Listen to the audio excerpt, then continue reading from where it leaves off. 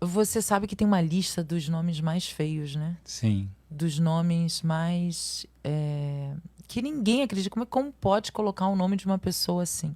Uhum. Mas o que interessa não é o nome. Sim. O que interessa é a história de quem colocou um nome tão horrível assim.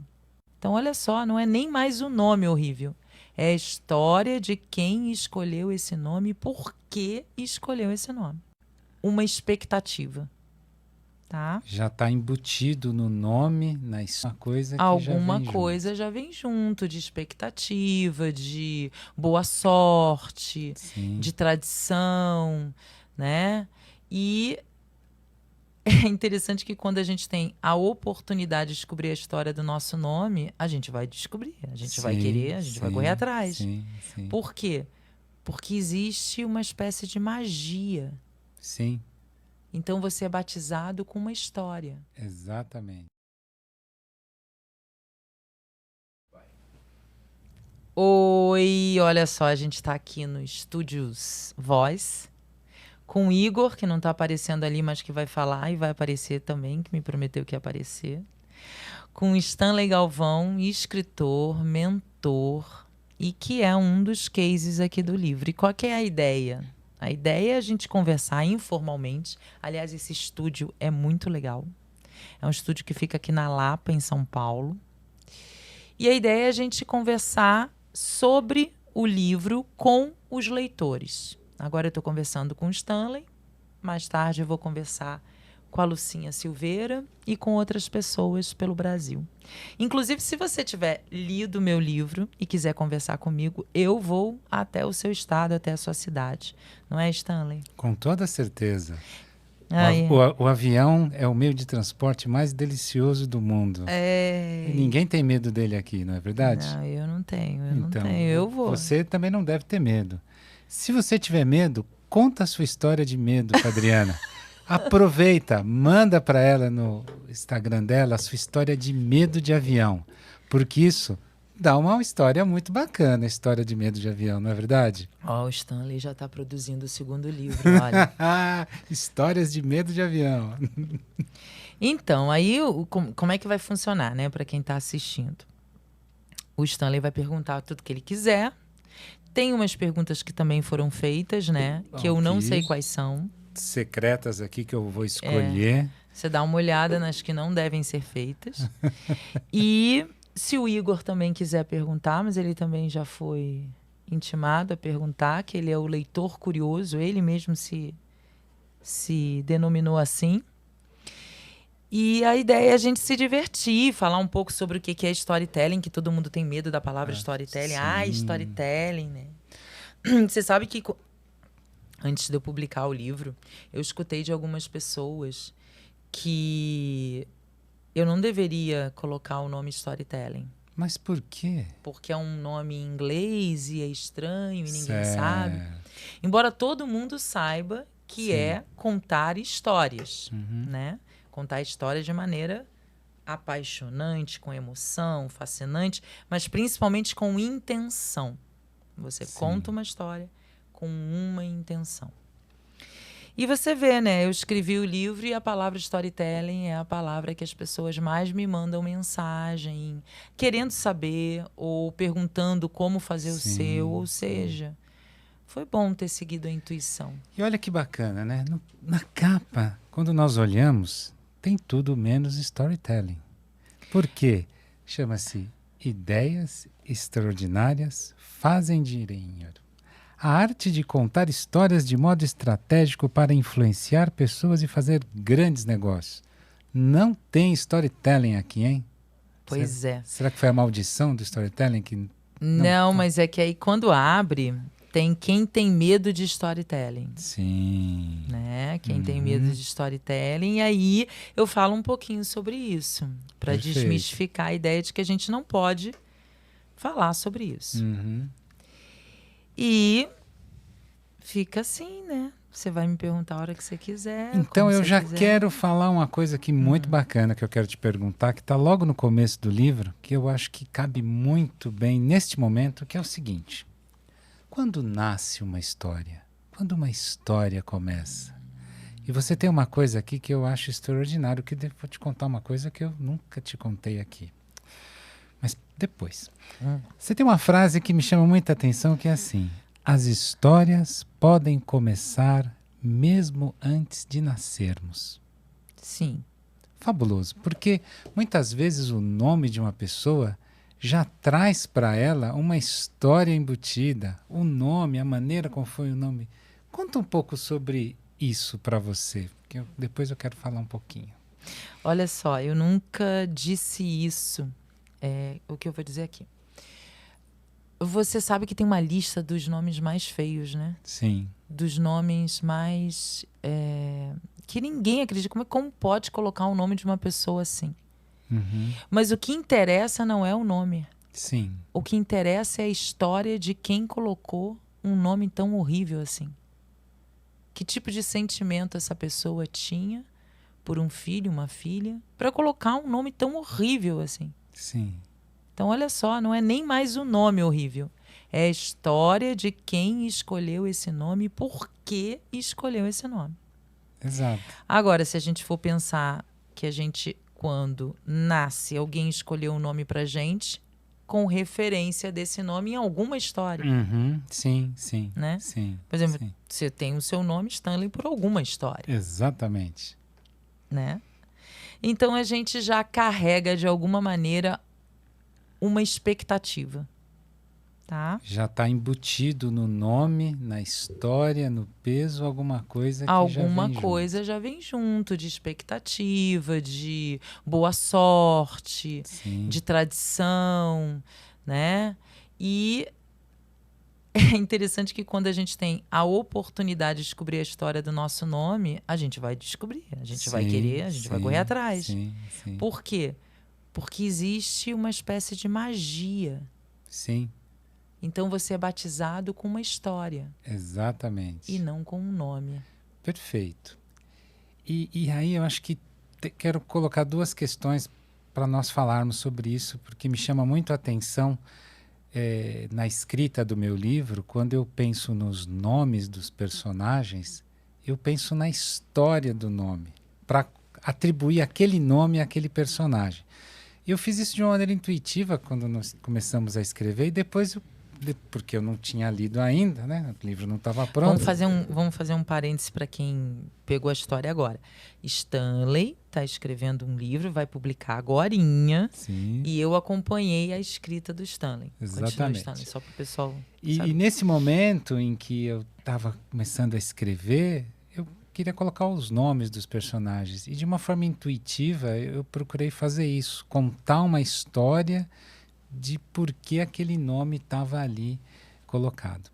E eu pensava em duas coisas. E quando eu li essa frase, quando eu estava lendo o seu livro, eu li essa frase e eu grifei aqui, eu pensei em duas perspectivas do que carrega um nome.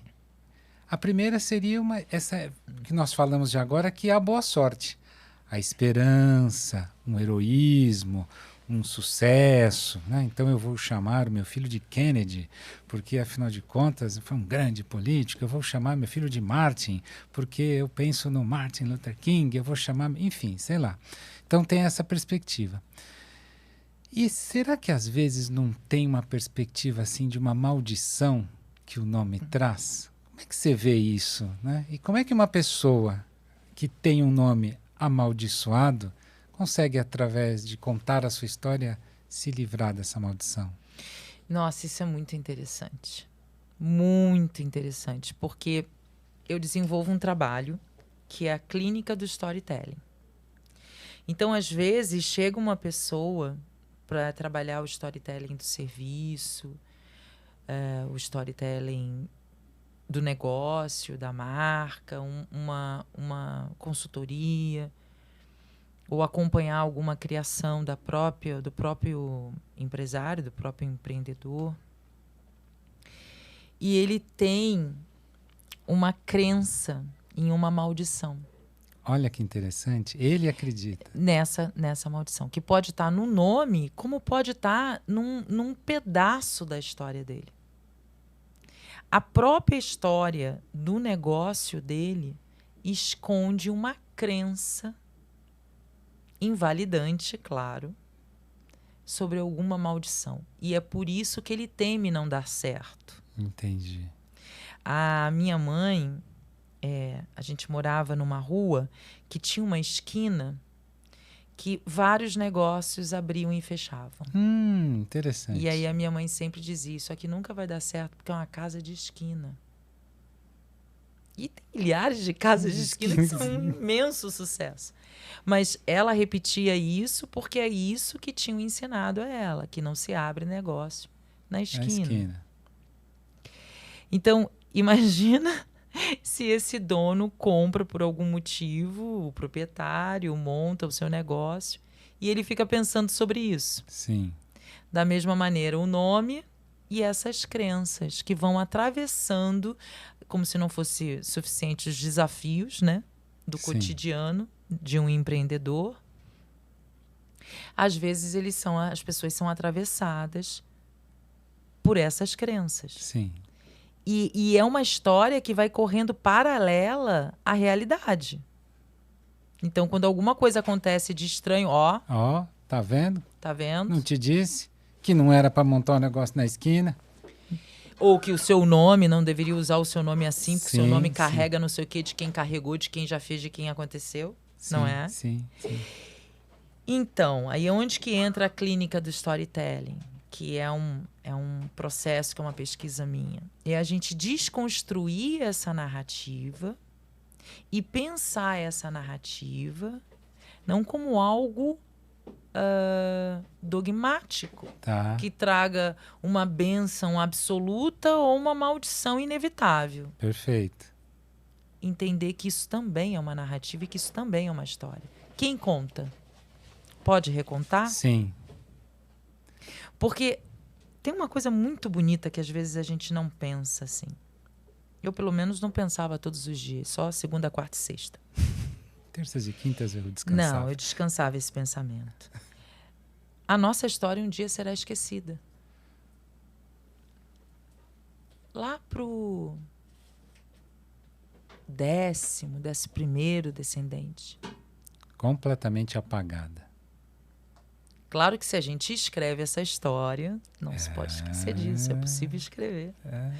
Ela vai durar mais, mas a intensidade dela vai se diluindo a cada geração.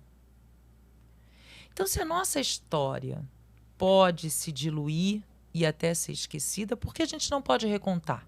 Sim.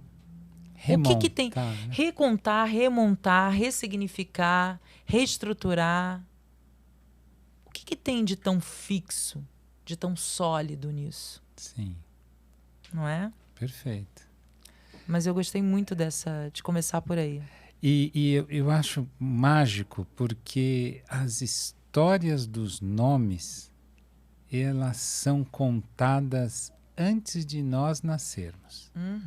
Porque começa assim, vai chamar a Patrícia porque era sua tia-avó, porque Patrícia não sei das quantas, enfim, vai contando aquela história. E eu acredito que a partir do momento da sua geração, você já existe ali naquele ambiente.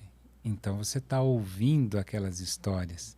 Então enquanto você está sendo gerado, está acontecendo a sua gestação ao longo daqueles 9 meses, você ouviu essa história como se fosse efetivamente uma maldição. Ou como se fosse uma história de bem. Eu vou te contar uma história engraçada. É engraçada aqui, né? Porque para as pessoas não deve ser tão engraçada. Eu conheci eu vou trocar um nome, tá? Nome, vamos falar de nome, vamos trocar um nome. Eu conheci uma senhora chamada Maria. E o nome dela era Maria Antônia. Mas ela não gostava que se chamasse Maria Antônia. Por quê? O pai tinha a mãe e uma namorada. E aí ele colocou o nome composto para fazer uma homenagem à namorada. Olha, que coisa, hein? Não, assim, pesada entende? Essa história, hein? Ela já carrega uma história triangular que não é nem dela. Sim, mas está ali, cercando a vida dela o tempo todo. Ali. E eu quero te contar uma coisa que eu nunca te contei, né? Que é a história do meu nome. Por que eu me chamo Stanley? Por que Stanley? Poucas pessoas me perguntam isso. Eu acho tão engraçado. Bom, Eu nasci no dia 24 de dezembro. Uhum. E minha avó materna queria a todo custo que eu me chamasse Natalício. Afinal de contas, era a véspera do Natal, então vai chamar Natalício. E minha mãe, não, vai lá, batiza, tal, certo? E meu pai teve uma luz, falou assim, não, Natalício não. E ele foi lá e me batizou sem o conhecimento de ninguém. Ele escolheu o nome. E ele queria, chegou no cartório e falou assim, não, eu quero que ele se chame Stanley Spencer. Só. Eu falei, mas como? Não é seu sobrenome? Não pode. O cara do cartório, não, mas não, como assim? Não. Então põe Stanley Spencer Galvão. Não, não pode, porque é sobrenome. Enfim, o notário lá, o cartório, não deixou ele colocar o nome composto e ficou só Stanley. E aí, mas por que, afinal de contas, Stanley e Spencer? O Spencer, a história se perdeu um pouco. Tem um pedaço oculto dessa história do Spencer que meu pai nunca contou assim claramente por que, afinal de contas, o Spencer. Mas, enfim. Agora o Stanley, essa é a parte mais interessante. Ele teve, durante a minha gestação, um professor de matemática financeira que se chamava Stanley. E ele gostava muito desse professor e me pôs esse nome. Eu tentei fugir muito da matemática, mas acabei me formando como professor de matemática. Uma das minhas formações é essa. Então, quando eu penso na minha história, a história do meu nome, para mim, assim, cuidado você que está escolhendo o nome do seu filho. Presta atenção no que você vai fazer, hein? E a tua história, da história do Igor? Qual Igor, conta aí. Como é que é? Do meu nome? Pô, gente, meu nome é a coisa mais engraçada de todos. Quem deu meu nome foi minha prima. O nome de início ia ser Marcelo, porque minha mãe simplesmente chamava esse nome. Então, ia ser Marcelo. Minha prima, de última hora, pegou e chegou, por que não colocar Igor? E essa prima minha, ela é por parte de pai. Aí meu pai só caiu na pilha e ficou Igor. Mas ninguém me chama de Igor, né? O pessoal me chama por apelido, né? Por apelido, mas dificilmente alguém me chama de Igor. Só minha mãe, quando ela tá muito brava. Aí fala Igor. E é bom chamar Igor. Igor. É então bom, é forte. Né? É forte, é bom pra... Até uma postura. Mas muito bom, excelente. Lucinha já chegou, depois Lucinha vai sentar aqui, né, Lucinha? Maravilhosa, Eita, Lucinha. Bem-vinda. Sempre maravilhosa. Bom, vamos mudar de assunto então agora, vamos sair dos nomes, mas eu quero continuar ainda numa coisa muito estruturante, que para mim fez muito significado no nosso trabalho. Nós somos feitos de cabeça, tronco, membro e histórias. Quer dizer, cada um de nós é essa essência física, espiritual, intelectual, mas acima de tudo, histórias. Como é que você vê essa construção da nossa essência, da nossa existência baseada nas histórias? Eu fiz essa brincadeira porque eu me lembrei de uma outra história, que era quando eu estava ali na terceira, quarta série. Antigamente a gente chamava primária, né? Não ensino fundamental. Sim, primária. E eu achava muito legal, assim, a minha professora de ciências, porque eu acertava muitas coisas ali de ciências, então me achava muito boa em ciência. E uma hora eu pensei, estranho, né? Que a gente seja só cabeça, tronco e membros. Eu achava que tinha alguma coisa a mais. E aí, escrevendo o livro, eu pensei no quanto que... E tem eu cito aí, uma escritora portuguesa, Maria Costa Velho, que fala sobre quantas histórias a gente tem atravessando a gente no nosso entorno para a gente conseguir ir se constituindo como pessoa. E como tirar a história? A história é como o oxigênio. Tudo que se narra é uma história. Sim, então, sim. Isso aqui é uma história. A gente está fazendo aqui uma história. Quando você descreve alguma coisa, ela pode perfeitamente ser inserida numa outra narrativa e isso já é uma história. Então, eu queria provocar o leitor dizendo, vem para esse nível de profundidade. Legal. Vem aqui que a gente vai começar a olhar para dentro, né? Perfeito. Essa era a ideia. E eu acho que, para mim, fez um sentido muito grande durante o nosso trabalho, durante esse processo. Ficou muito claro a força terapêutica de uma história. Uhum. De escrever a história, de dar sentido às coisas para a história. E hoje eu percebo claramente, e eu queria que você colocasse isso dentro do teu processo, das tuas mentorias, etc. Contar para a gente aqui onde isso encaixa, né? Como é que você usa isso. Eu vou contar o pedacinho da minha história que isso fez muito sentido, porque você depois você explica tecnicamente. Eu vou contar só o lado de quem foi transformado. Então, assim, tem uma história na sua vida. Uma história ruim. Uma história triste, uma história que te decepciona. Tem várias. Todos nós temos situações em que fomos contrariados, em que perdemos, em que, enfim, coisas de ruim acontecem com todos nós. E quando você conta essa história, ela tem um processo de como que, de fato, tirar um peso. Então, para mim, num processo... logo num dos primeiros, a gente nem estava fazendo, uma das primeiras conversas que nós tivemos, eu contei muito das histórias, a gente falou, e aquilo teve uma camada de tirar um peso. Agora, parte dessas histórias, elas estão escritas no meu livro. E quando eu as escrevi, eu as transformei em novas histórias, com novas perspectivas, misturando até diferentes momentos de histórias, né, que aconteceram aos 10 anos e aos 30 anos, por exemplo, só para ilustrar, e elas aconteceram aos 20, por exemplo, lá na minha escrita.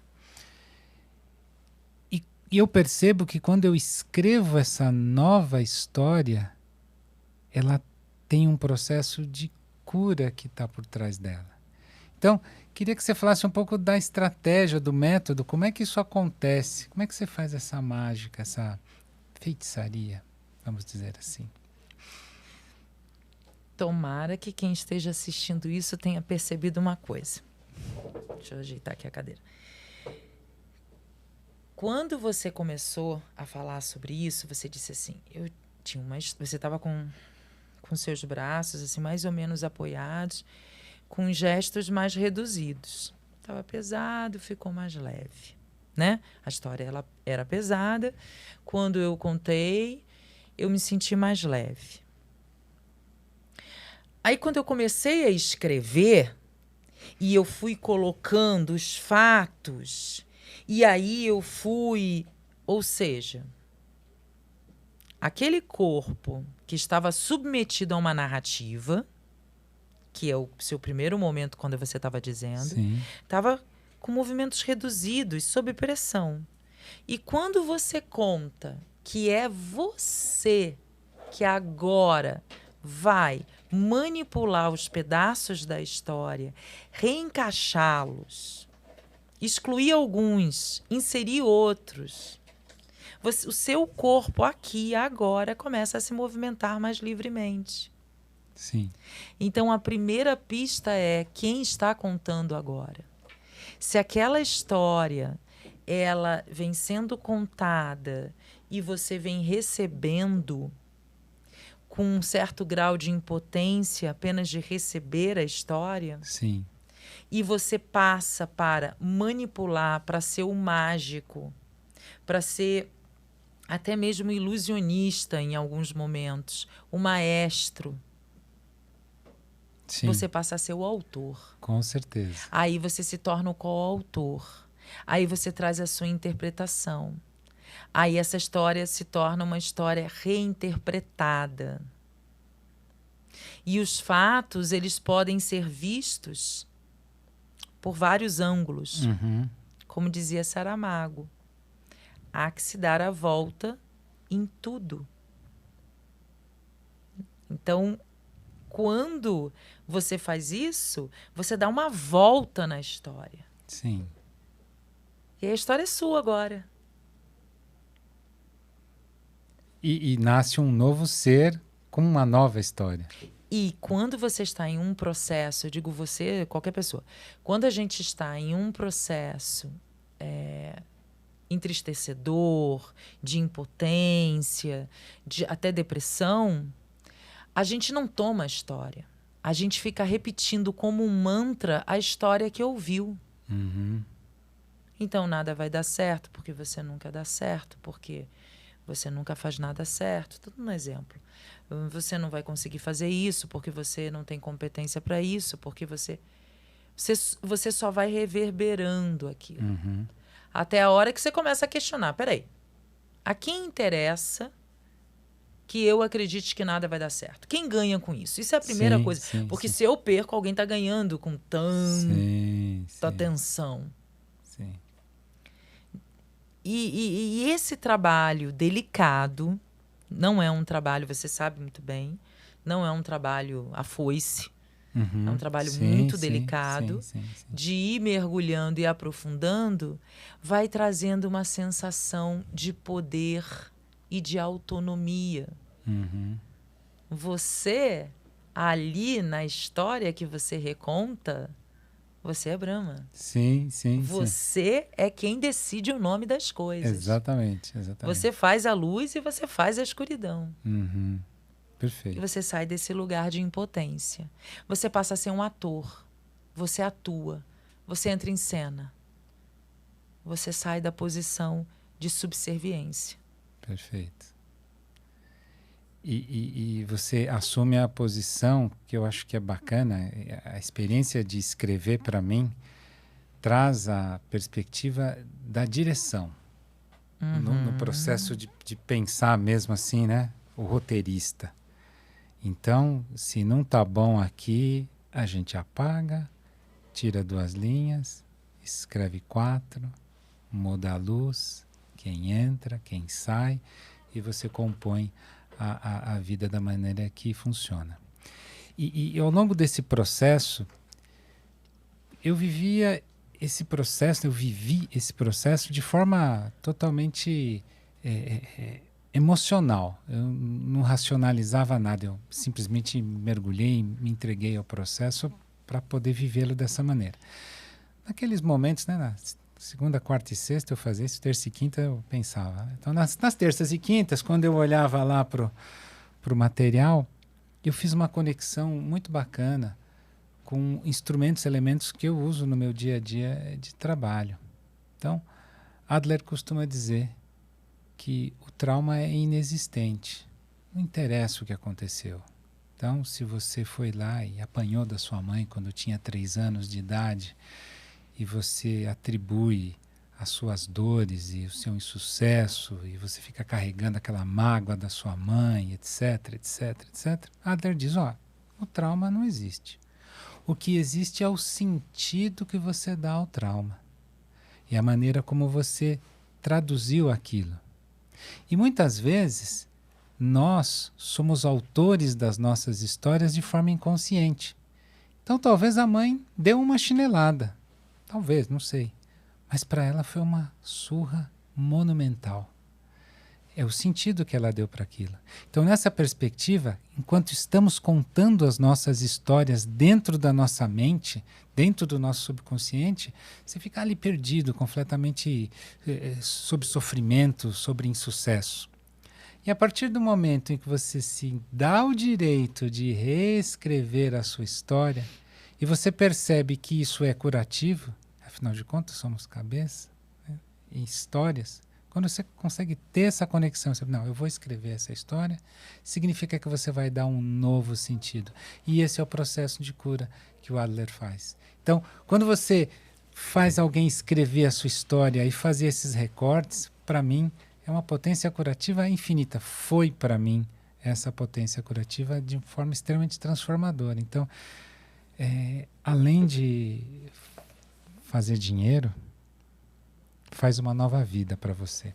Isso é o que eu acho desse livro aqui. Que legal, Stanley. Muito maravilhoso. Tem um caso aí, só para complementar o que você falou, tem um caso de uma pessoa que é um homem que veio me procurar para a questão do storytelling de um negócio, que era o storytelling de um brechó.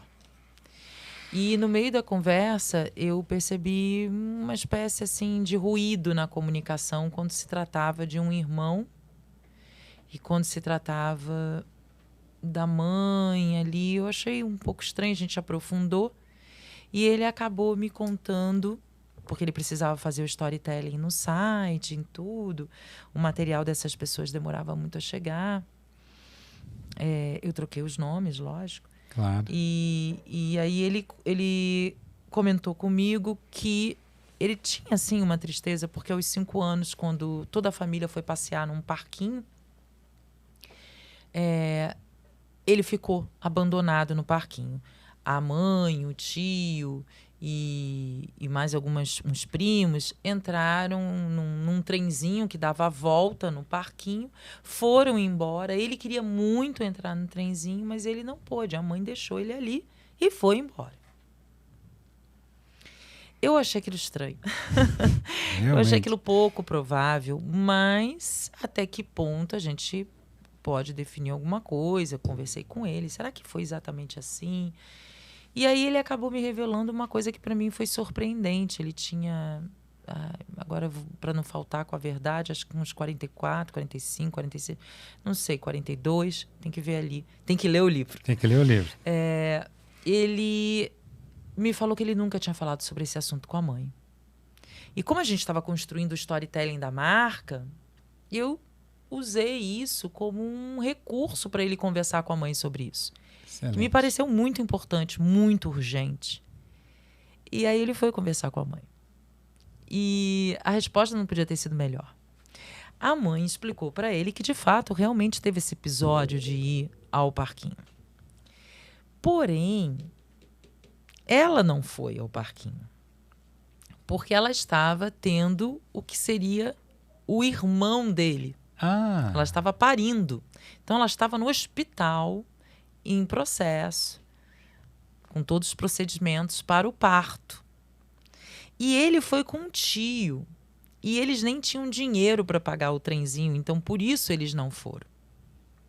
Aí a gente vai aprofundar um pouquinho, né? Olha que sensacional. A sensação de abandono não é só não ter o dinheiro para não ter conseguido fazer o passeio no trenzinho. A mãe estava tendo o primeiro irmãozinho dele, que até então era filho único. Então observa como vai costurando uma história que se torna verdade durante tantos anos e que, sei lá, há poucos anos atrás, essa história foi desvendada, né, com uma outra versão completamente diferente e que, claro, é quase que um nó, né? É quase que realmente é desbloquear. É um nó narrativo, né? Sim. Que dilui ali. E o outro caso que eu conto, sem querer dar muito spoiler, mas só para dar esse, é o meu próprio irmão, que ele tinha febre reumática e que ele acreditava piamente, assim, que o meu pai, num dado momento, deu uma injeção de canja de galinha nele para ele melhorar e que essa injeção doeu muito. E a gente tentava explicar para ele que era impossível ele ter tomado uma injeção de canja de galinha. Na verdade, ele estava delirando, as febres eram altíssimas, ele sentia muita dor nos ossos. Então, ele construiu uma narrativa daquele momento de vida. Mais velho, ele chegou à conclusão que isso era impossível. Mas um bom tempo da vida dele, ele acreditou nisso. Então, olhar para a história, é descobrir coisas, né? É perceber outras trajetórias, outros caminhos. Esse passo para trás, que eu não posso muito por causa do microfone, esse passo para trás, sim, é muito curativo. Com certeza, com certeza. Agora, é claro que quando a gente está falando aqui de fazer dinheiro, eu não sei se você vai me fazer perguntas sobre isso, Mas é uma outra abordagem. Sim. Né? Sim. Das narrativas. Mas não se esgota nisso. Sim. Mesmo você fazendo uma narrativa para vender mais, você está, de alguma maneira, tocando na sua narrativa. E muitas das vezes esse é o problema. E você sabe, né? Porque você trabalha diretamente com a questão da prosperidade, da fortuna, da educação financeira. Você sabe, não é? Sim, sim. E acho bacana. Eu quero colocar uma coisa mais assim, que está muito além da compreensão de que é uma coisa. Quando você tem um negócio pequeno, por exemplo, que você é o empreendedor, que você tem ali talvez meia dúzia de funcionários, onde o dia a dia é feito por você, onde, por exemplo, o seu negócio tem o seu nome, como o Ateliê da Lucinha tem o nome dela, né? Então, você está totalmente envolvido nesse processo do trabalho. Parece muito crível que as histórias, né, pegando o exemplo da Lucinha, que as histórias da Lucinha façam parte do negócio dela. Então, faz muito sentido. Então, se a gente o empreendedor começa a pensar, legal. Mas aí quando nós pegamos, por exemplo, um caso de uma mega empresa, como a Apple, por exemplo, aí a coisa se dilui, porque afinal de contas, aquelas histórias, aquela maneira de envolver o cliente, envolver toda a aura do negócio, né? São histórias da vida do Steve? São histórias da vida das pessoas que estavam com ele na garagem? Ou aquilo é um delírio absoluto dele, né? Tem aquelas teorias das conspirações que dizem que ele é ET, né? Então, teve uma coisa totalmente que veio de um... Ou aquilo talvez seja a presença do divino na vida dele que traz uma história para contar. Então, como é que a gente pode... Tenho 2 perguntas depois disso aqui, mas como é que a gente pode pensar para um negócio pequeno que parece muito óbvio que a minha vida, o sangue que eu derramei, o suor, né, tudo que eu fiz está ali na história, mas quando essa empresa vira uma coisa monstruosa, a Coca-Cola, sei lá de onde veio a Coca-Cola, mas onde é que está, né? Como é que a Coca-Cola constrói as histórias, a Apple? Então, faz esses 2 parâmetros aí para a gente olhar, que acho bem interessante para entrar no assunto do dinheiro. Eu fiz há muitos anos atrás, eu fiz uma locução para o treinamento da Coca-Cola. E ali eu descobri que a Coca-Cola ela passou por uma série de fracassos até ser Coca-Cola. A temperatura, as pessoas não entendiam que tinham que gelar e tomavam como remédio quente, não gostavam. O tamanho das garrafas não cabiam nos refrigeradores. Mas, assim, uma sucessão de equívocos, né? de fracassos temporários até a Coca-Cola poder ser consumida como um refrigerante que é mais próximo do que é hoje. E olha só que interessante, né? Isso porque a narrativa é como um organismo, é vivo. Uhum. Então vai absorvendo e vai transformando. Como uma narrativa de tradição oral, né? Você vai contando, e aquele esquecimento, ele é absorvido e eu não sei muito bem se ele subiu a escada ou se ele desceu a colina nessa parte da história. E aí, como eu esqueci, eu invento que ele foi a cavalo. Perfeito. Porque eu acho que é mais bonito. Faz mais Será sentido. que era outra história? Eu acho que alguém contou assim. E pronto. Aquilo já se transformou em outra coisa. Só que essas narrativas que você disse assim, eu quero vou chegar na parte de fazer dinheiro com as narrativas, elas não são uma única, né? Elas são... é como se fosse uma rua de muitos atravessamentos também. Por quê? Porque é a história... Vamos botar aí a história da marca, né? É a história da Coca-Cola, mas é a história de quem bebe Coca-Cola. Uhum. E é a história do que a Coca-Cola quer que seja também a próxima fusão dessas duas histórias. Perfeito. E o que tem de poderoso em você pensar o storytelling de uma marca, de um serviço, de um negócio, ou o seu próprio, é que você está comprometido e extremamente... você coloca toda a sua intenção em atingir um objetivo. Né? Então, Perfeito. se eu quero que você faça uma viagem para a serra, qualquer, para a praia, eu coloco todos os meus argumentos e recursos narrativos e ritmos e silêncios para criar uma atmosfera de convencimento, para te emocionar. E aí eu te carrego. Né? Então, a Coca-Cola, a marca lá tem a sua história, quem é o seu cliente, ele vai associar essa história e vai oferecer aquilo que combina com a história. E que traz a promessa, a transformação, o presente, a solução, a felicidade, a alegria. Bom, vamos pensar uma criança assistindo um mágico. Sim. O mágico tem o porquê dele estar fazendo aquilo, das coisas mais práticas às coisas mais idealistas possíveis, e tem aquela criança que está ali que quer se divertir. Ele vai oferecer a magia.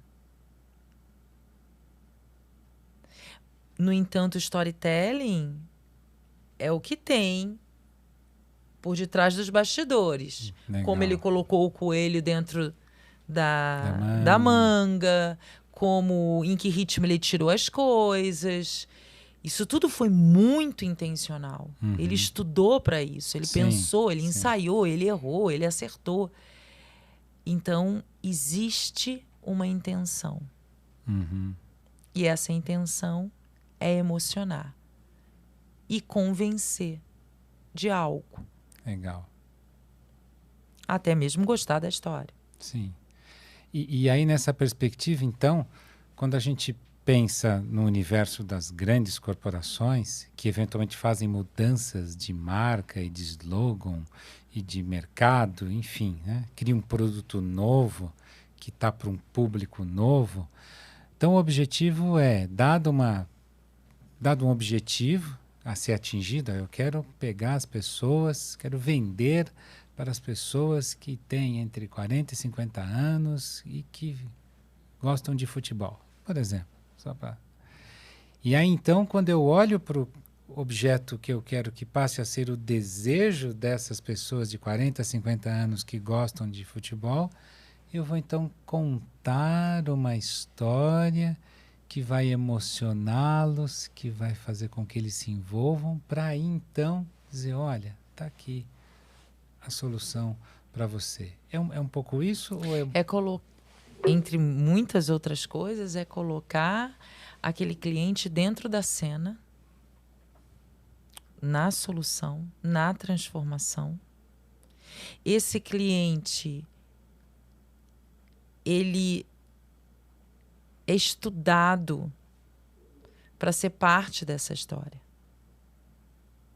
É um trabalho minucioso, em que precisa ser testado, precisa ter resposta, precisa ser alquimizado. Olha, isso aqui é interessante, mas isso aqui não teve a resposta que a gente queria. É um processo, é como um processo de escrita. Perfeito.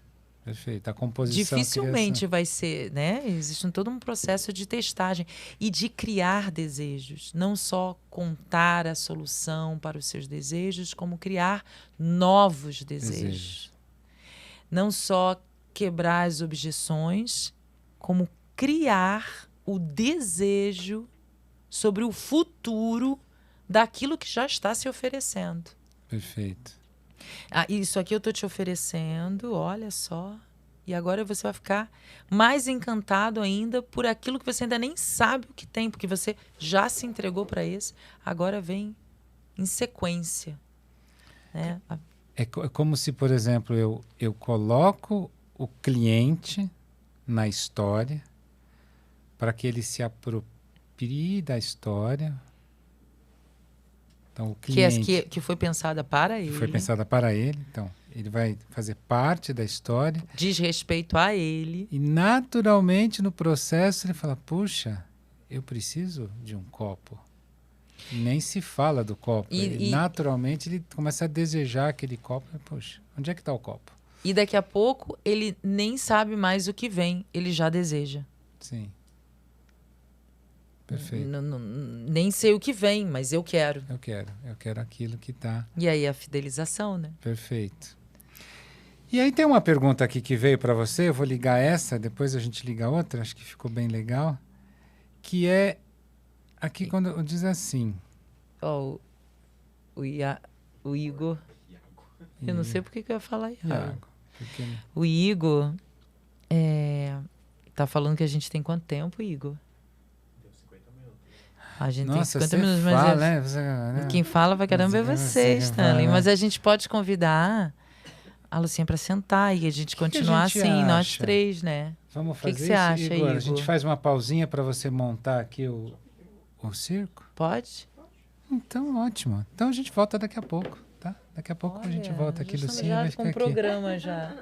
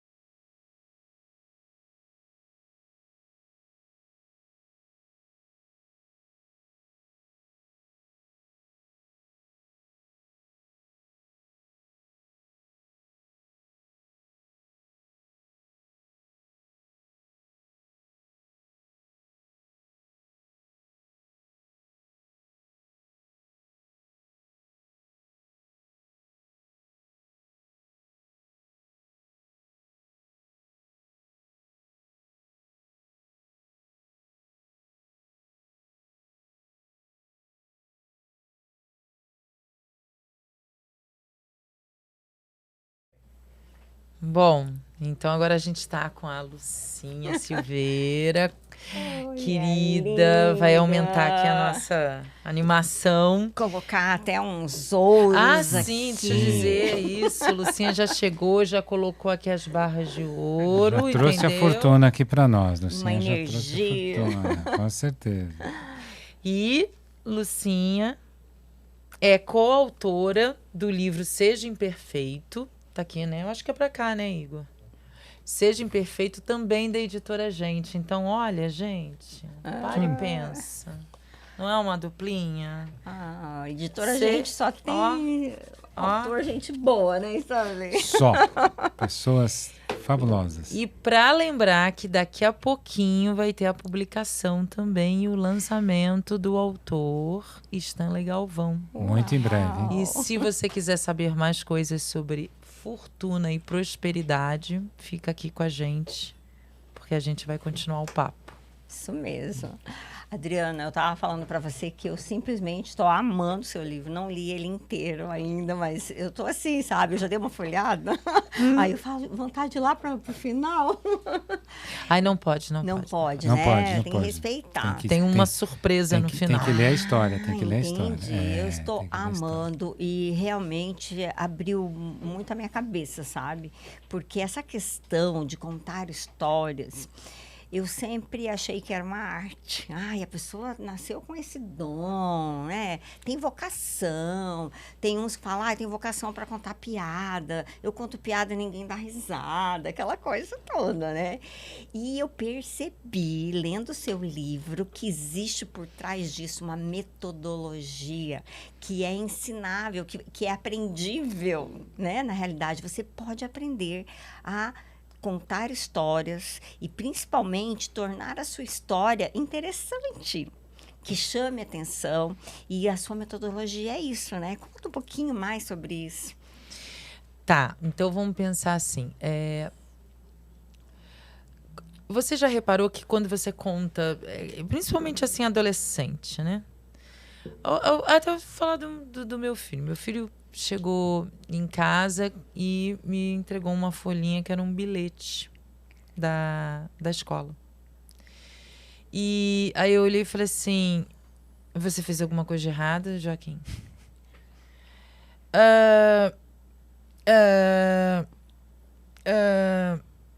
Eu não sei onde você deve assinar. Aí eu falei, não, eu sei, mas você fez alguma coisa de errada? O que é isso aqui? Nem sei se é de caneta azul ou caneta preta. Parece que não pode escrever de caneta azul, tem que ser caneta preta. E aí ele saiu para pegar a caneta. Essa foi a versão que ele deve ter contado para mim, que ele contou para mim, bem diferente da versão que ele deve ter contado para algum amigo assim que ele saiu com esse papel. Ele deve ter dito, nossa, ganhei aqui uma advertência, vou ter que levar para minha mãe. Então, se para cada pessoa a gente conta o mesmo fato, com abordagens, ritmos e intenções diferentes, imagina você, por exemplo, criar uma história para atingir um determinado objetivo. E isso está muito envolvido com as objeções, né? Sim. Como você vai vender uma determinada coisa num ambiente onde já tem muitos outros concorrentes. Então, qual é o seu diferencial? O que você oferece de tão especialmente da Lucinha? Entendi. Então, você quer dizer que é importante a pessoa ser estratégica. Quando ela vai contar a sua história sobre a sua vida, sobre o seu produto, que ela vai vender alguma coisa através da história. Essa estratégia é que vai fazer com que ela tenha resultado, alcance o sucesso nessa área ou não. Porque ela se comunica para aquela pessoa ou para aquele grupo. Ela sabe o que é valoroso. Ela sabe o que vai conectar, o que vai emocionar, o que vai persuadir. Então, ela tem que destacar na história dela. O que ela quer enfatizar, né? Até nas relações familiares, amorosos, sim. né? O que é que eu vou enfatizar? Por exemplo, teve uma pessoa que me escreveu que ela tá abrindo um negócio e é um pequeno negócio e ela vai cozinhar na casa das pessoas. E aí eu estava conversando com ela, mas não é só cozinhar. Sim. Você vai cuidar da pessoa. Você vai até aquela casa para ver exatamente como a pessoa gosta. Você usa os utensílios da pessoa. Então você entrega segurança, entrega cuidado, entrega atenção, acolhimento. Você mima aquela pessoa. Sim. E se aquela pessoa é uma pessoa que hoje tem um núcleo familiar mais diminuído, você vai lá de alguma maneira também ocupar o espaço desse membro. Sim. Então não é só cozinhar de forma racional ali, dividir os alimentos, separar pelos dias. É muito mais do que isso. E isso ela precisa aprender a contar logo na hora que ela vai descrever o serviço dela. Sim. Então ela vai dizer, olha, eu faço tantos pratos por semana. Não é isso. Eu sei que eu sei que você precisa de uma pessoa para te ajudar, porque você deve estar muito cansada. Você às vezes deve ficar sem ideias do que fazer. Como que você vai estar para recepcionar os seus convidados? E eu tô aqui para pensar isso por você. Quem é que deve ter acontecido com vocês em algum momento vocês estarem extremamente esgotados e uma pessoa chegar e dizer assim, eu penso por você. Sim. Tira um peso das costas, né? Então a gente tem que saber destacar, né? Claro que a gente está aqui falando de uma maneira muito superficial, mas a gente tem que aprender a destacar o nosso diferencial e a solução para aquela pessoa, a felicidade, o gozo, o prazer, a transformação.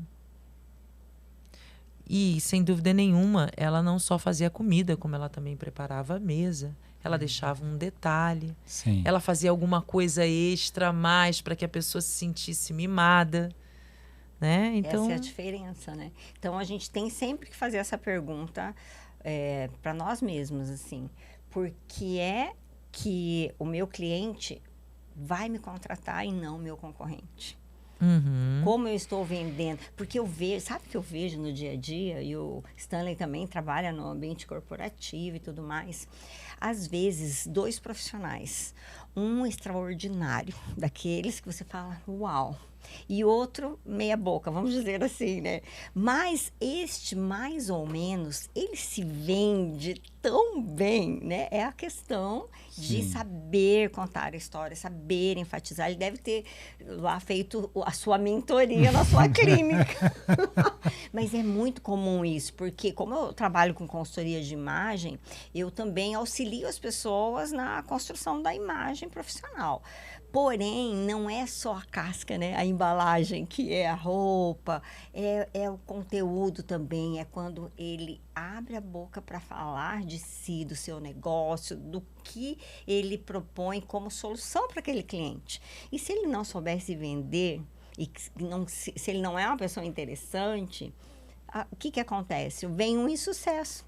E ele olha para o lado e fala, poxa vida, né? Eu sou muito melhor que esse meu concorrente. Por que eu não alcanço meus objetivos?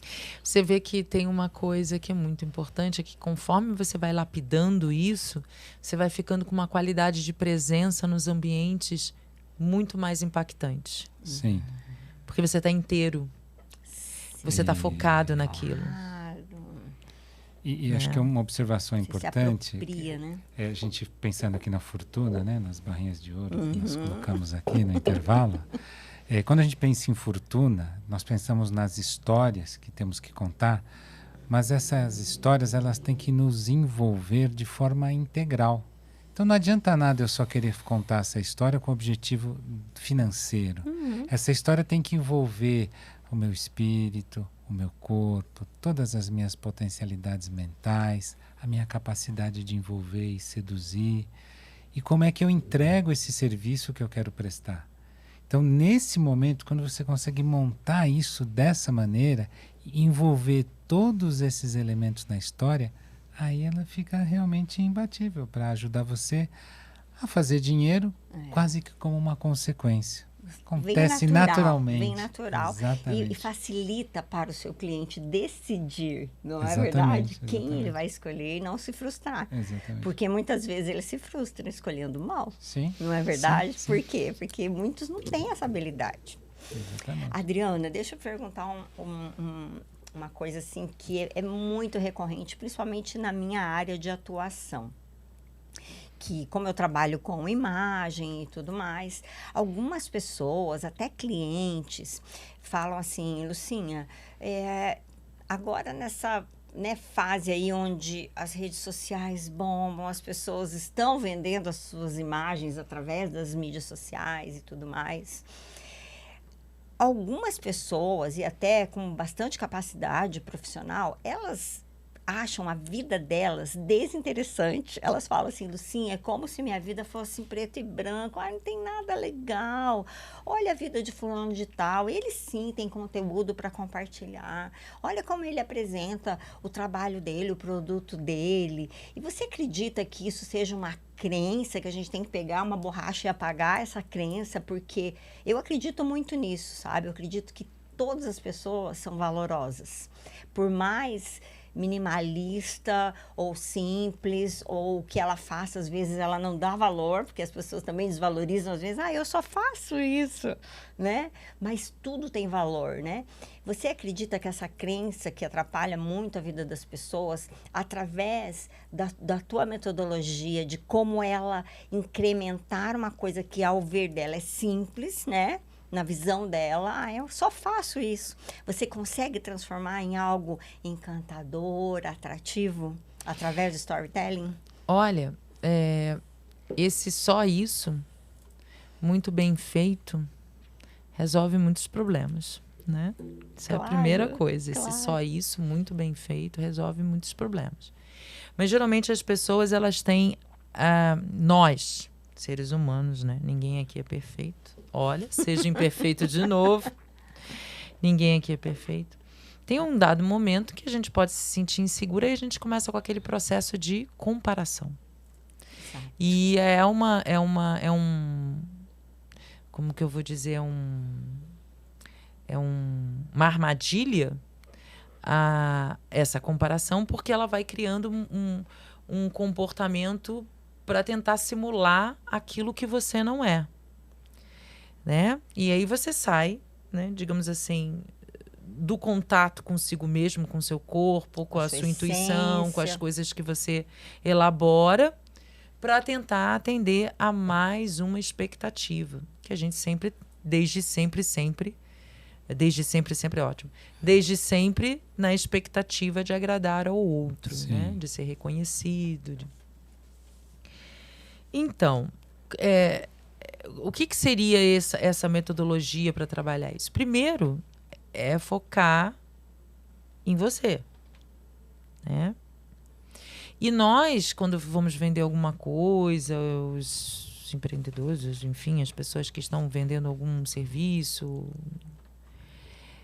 elas estão vendendo o tempo de estudo ou de experiência delas. Elas estão vendendo a história delas. Ao aprender aquilo de alguém ou consigo mesma, é o tempo que está ali. Então, a primeira coisa é entender que ela está vendendo alguma coisa que ela desenvolveu. Ela não precisa saber tudo sobre aquilo, porque ela também está em processo de construção. A outra coisa é perceber o que aquilo pode auxiliar outras pessoas.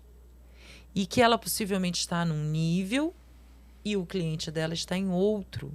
E os recursos que ela usou para chegar nesse nível, ela vai poder compartilhar com quem não sabe. Então, ela vai compartilhar com todos os recursos que ela utilizou para chegar naquele patamar. E ensinar como chegar naquele patamar. Por exemplo, né? Então, se uma pessoa sabe fazer tortas... Opa, tá uma musiquinha aqui. Se uma pessoa sabe fazer tortas de casamento, ela estudou, ela praticou, ela usou muitos recursos, erro, acerto. Ela sabe aquele ofício. Ela pode ensinar isso. E isso vale muito para muitas pessoas. Ela não vai salvar o mundo com tortas de casamento, mas ela vai resolver problemas de muitas pessoas que precisam de tortas. E essa simplicidade, por isso que é a história do simples, ela muito bem feita, ela alcança a excelência. Uhum. O que é excelência? Envolve amor nessa excelência. Sim. Um arroz e feijão bem feitinho é muito melhor do que muita comida francesa. Senti até o cheirinho agora. Nossa, ó. E também, quando a gente pensa nas redes sociais, elas são narrativas visuais, né? Uhum. E a gente não está tratando de qualquer narrativa, a gente também está tratando do nosso comprometimento ético. Uhum. A gente não está aqui defendendo, isso é muito importante, porque às vezes as pessoas tentam me colocar nessa armadilha, ou mesmo me questionar sobre isso. A gente não está defendendo uma narrativa, eu não estou defendendo uma narrativa que ela simula, que ela tem estratégia e que ela vai usar uma série de gatilhos e para alcançar sem qualquer tipo de fundamento ou qualquer tipo de escrúpulo. Não, de jeito algum.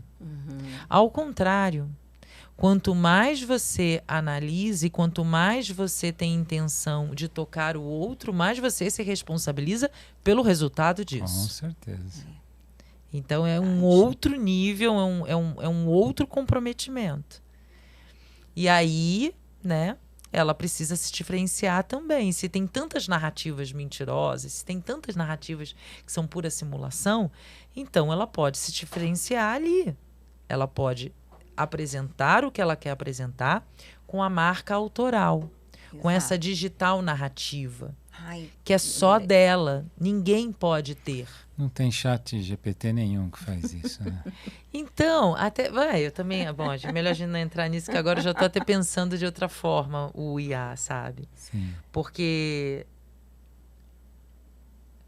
tem alguém que também vai narrar e escolher partes daquilo. Uhum. Esse recorte, ele também tem um pouco de autoria. Sim. Mas isso é uma outra discussão, é mais complexa, né? Sim, sim. Mas olha só que legal a gente estar podendo conversar sobre tudo isso. Isso, é verdade. Agora, você tocou num ponto que eu acredito muito, sabe? Que eu trabalho, inclusive, com meus clientes, minhas clientes. Essa questão da unicidade. Porque as pessoas não valorizam o que elas têm de único. Por mais simples que elas singular, né? Singular, essa singularidade. Só você. O que você viveu, Adri, o que você sentiu, o que o Stanley experienciou, tudo isso tem muito valor. O que eu experienciei ao longo da minha vida, isso é de uma riqueza sensacional. Agora, é importante, aí eu venho enfatizar o papel de um mentor, de alguém que te conduza para enxergar aí qual que é o seu diferencial, o que você tem de único num raio de, sei lá, tantos quilômetros, ou no estado, ou na cidade, né? Depende muito de onde a pessoa está e qual o objetivo dela. E eu acho muito bacana isso, porque a pessoa ela não enxerga. Se a gente pergunta assim, o que você tem aí que você gosta em você, ela fica sem graça. Ela não se olha nem com um olhar mais de amor e de valorização mesmo. E entra você nesse papel, entendeu? Esse processo ele vai ajudar a você ter mais clareza, mais lucidez sobre a sua própria história e sobre aquilo que você pode oferecer para o mundo. Geralmente é um processo em que as pessoas se apaixonam pelo próprio propósito e lembram que isso já está na vida delas há muito tempo. Aí o que acontece? Elas vão lá para a infância, para a adolescência e começam a unir as pontas. Olha só, no final das contas eu sempre gostei disso, eu não tive coragem de assumir isso, mas isso ainda está aqui. Então, é um processo de autoconhecimento, é um portal que você abre, né? E que você vai ficar sempre abrindo muitos outros, mergulhando cada vez mais na sua própria voz, nessa voz interna, nessa voz que é a voz da intuição, que é esse misterioso movimento das sincronicidades. Geralmente, quando você desenvolve um trabalho em cima do storytelling, você fica muito mais sensível para as sincronicidades. Né? Você vai percebendo as coisas parecem que elas também já estão narrando para você. Tudo faz mais sentido. Tudo faz sentido e vai narrando uma história para você. Que vai se juntando. Porque você está mais conectado com você e com o outro. Você se torna uma pessoa mais receptiva. Aquela velha máxima. Para você contar uma história ou você conseguir construir boas histórias, você tem que saber ouvir. Sim. Ouvir o outro. Ouvir os sinais, ouvir a intuição, você precisa estar receptiva. E aí você fica mais apaixonado, aí você fica mais potente, mais alegre, mais bonito, porque você se apaixona pela vida. E narrar é vida. Sim. E conectado consigo, né? Com a sua aí essência. Você vai ficando... Então, você auxilia a pessoa também, por exemplo, né? Alguém que, de repente, está nos escutando, nos assistindo. Eu não sei qual que é o meu propósito, eu estou tão perdido ainda. Você acredita que esse processo da sua Não tem uma metodologia. Tem uma metodologia para fazer com que essa pessoa consiga escutar a narrativa dela, inclusive essa que invalida, e ela vai encontrar, a partir da própria fala, muitas respostas. E cada um Bacana. é cada um. Né? E assim, é único isso. Eu que já fiz esse processo com a Adriana, é muito bacana perceber o quanto isso vai flutuando, como você vai percebendo. A partir do momento que você vai contando a sua história, você vai notando, você descobre coisas que você tinha até esquecido que existiam. Falei, olha, teve dias que a gente falou assim, olha, tem isso aqui. Adriana, assim, mas escuta, isso aí está há quanto tempo? Uns 30 anos, né? Então, por que você não usa isso? Gente, que maravilhoso. Pois é, né? Então, isso você começa a perceber que aquilo que você está fazendo hoje, no meu caso especificamente, era o que se fazia há muito tempo e que ficou subterrâneo. Adormecido muitas vezes. E que agora foi recuperado. Então, isso tudo através de contar histórias. Tá? E se a gente for só para, talvez, porque a gente acha que já está encerrando, mas assim, o que são os povos originários e as primeiras comunidades? Né? É o ser humano que, ao redor, em roda, em círculo, na sua comunidade, discute as coisas e conta histórias. Sim. E isso porque eu não estou nem chegando no ser humano. Sim. Nas cavernas. Eu estou falando tá mais elaborado, da tradição oral. Então, quando a gente está trabalhando com as narrativas, a gente está, pelo menos intencionalmente, querendo se aproximar de algo que é nosso, mas que a gente precisa, de novo, resgatar. Reconectar a isso, a esse tempo, a esse espaço. Isso que a gente está fazendo aqui, né?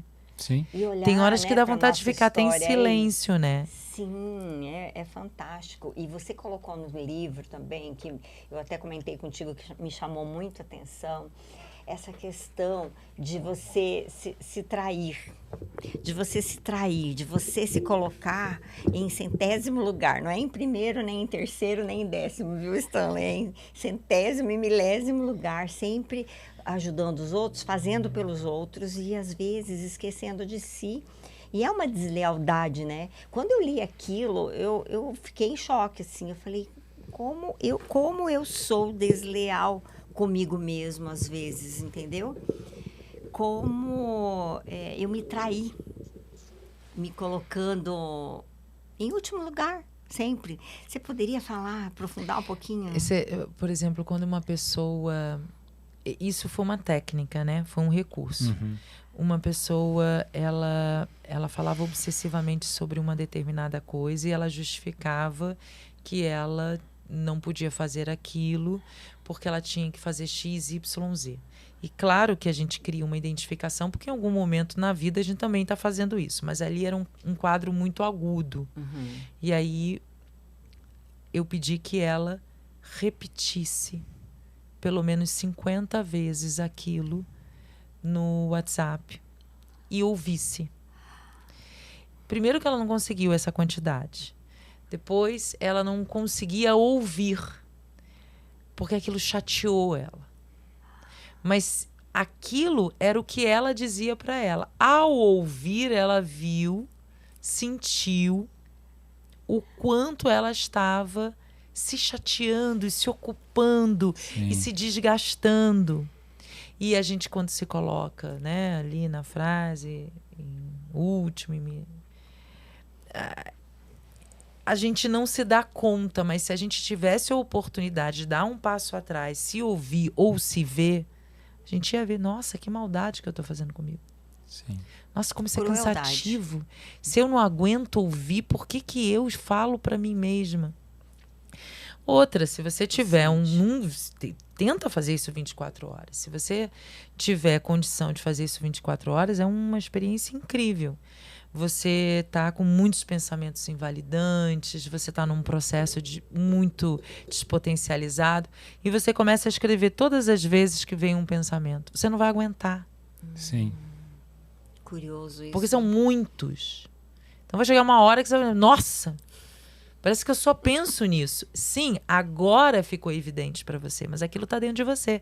Então você tem que ter recursos de colocar para fora para poder analisar com um passo atrás. Sim. Da mesma maneira que para vender mais também. Você precisa colocar a sua narrativa, né? Botar o seu bloco na rua, botar a sua narrativa ali para analisar, para estrategicamente fazer a edição daquilo ali, valorizar um pedaço, né? Tirar aquele que confunde com aquela parte ali, que se mistura, limpar, que não fica muito... Decidir qual é o ponto central. E isso tudo a gente precisa de estratégia, né? Sim. Bom, a ideia é que esse livro introduza um pouco sobre isso, mas já ajude. E quando vocês, isso aqui é um comentário importante, quando vocês, os leitores, vêm me perguntar, eu já começo a reescrever o livro. Sim. Né? Porque vocês passam a ser coautores. É vivo, a né? pergunta já é parte de um segundo livro. Uau. Aí eu já começo a reescrever.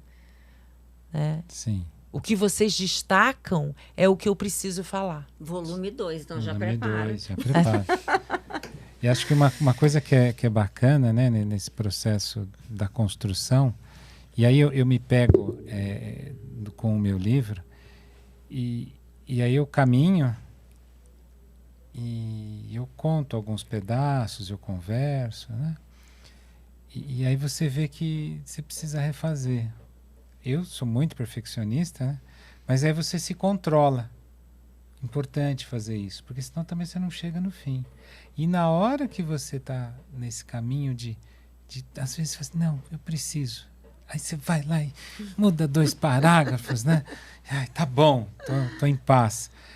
E aí você percebe muitas vezes que esses 2 parágrafos, uma frase, uma palavra, é interessante como isso tem um efeito cascata na história. Então acho que isso que é legal de você pensar na história para a tua vida. Às vezes você mudar um pedacinho de uma coisa que está lá, vamos só ir para um caminho que a gente não foi ainda aqui, né? Você tem um relacionamento como você viveu com uma pessoa durante 10 anos. E você está amargurada por conta desse relacionamento. E se você olhar para aquela história, e como a Adriana contou a história do menino lá no parque, que ficou no trenzinho abandonado, E se você recontar aquela história e talvez até... Escuta, Mariazinha, você que estava lá aquele dia, ela te conta uma história diferente daqui. Tu fala, como assim? Então isso faz uma diferença para o teu emocional.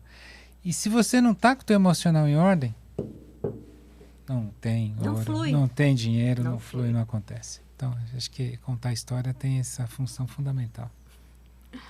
Fantástico, Adriana. Eu adorei. Parabéns. Vocês são os primeiros leitores a conversar comigo. Eu adorei essa experiência. Eu acho isso um privilégio. Isso é o que a tecnologia consegue, inclusive, nos proporcionar. Aproxima, né? Aproxima, possibilita, multiplica, porque outras pessoas também vão ver. E eu só tenho agradecimentos e dizer que vocês são 2 leitores extraordinários, convidados extraordinários. Uma honra poder. Eu já nem sei mais se eu também não sou convidada de vocês. Tudo se mistura, é muito bom. A gente está aprendendo muito aqui, né? Se aprofundando nesses seus ensinamentos maravilhosos.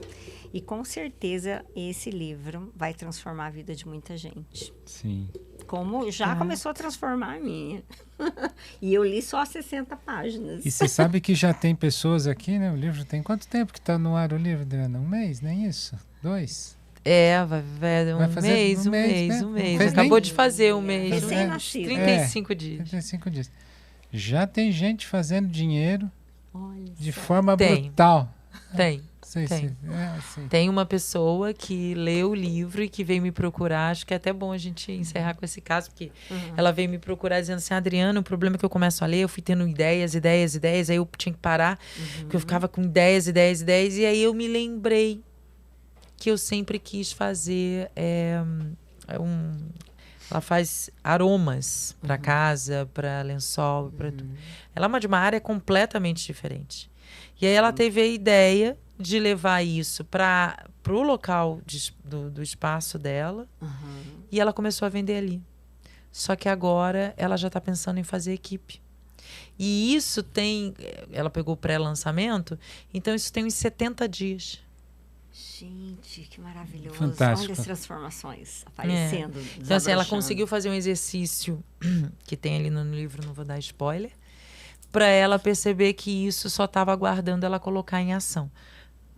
E que isso tem muito a ver com a mãe dela, né? Porque o nome do produto dela tem a ver com a mãe, que é o produto Cheirinhos da Bia. Que maravilhoso. Então você vê, né? A Bia era a mãe dela. A Bia é a mãe, através de uma história. É como se a gente imaginasse, assim, eu vou fazer contar uma história aqui para vocês entenderem essa história, para não contar a história da pessoa, né? É como se ela, na realidade, reconstruísse a vida através de uma história. Ela saiu de um negócio e foi para o outro, usando a história. Sim, ela queria muito fazer inovações, algumas coisas que ficaram... Para mim foi surpreendente o tempo. Então, isso é uma outra coisa, né? Quando a gente coloca toda a nossa energia e a coisa fica muito clara, a gente age. E aí o resultado, ele sem dúvida nenhuma vem... É que talvez ela já estivesse pronta e ela precisava de um mapa. Sim. E aqui ela encontrou esse mapa. O passo a passo de como chegar onde ela queria, do ponto A ao ponto B. Exatamente. E foi por isso, é isso que um livro bem escrito por uma expert faz com a gente. Né? Com uma mentora como você. Parabéns. Olha, isso é um storytelling. O que ela acabou de fazer é um storytelling, ó. Perfeito. Bombástico. Você que inspira, né? Uma pessoa como ela não vai inspirar um storytelling Muito desses. bom, perfeito. Obrigada, viu, Adriana? Para mim foi uma delícia participar. Para mim também. Beijo, beijo. Não percam a próxima edição do podcast, hein? Agora daqui é pro mundo. Maravilha, gente. Vai muito bom.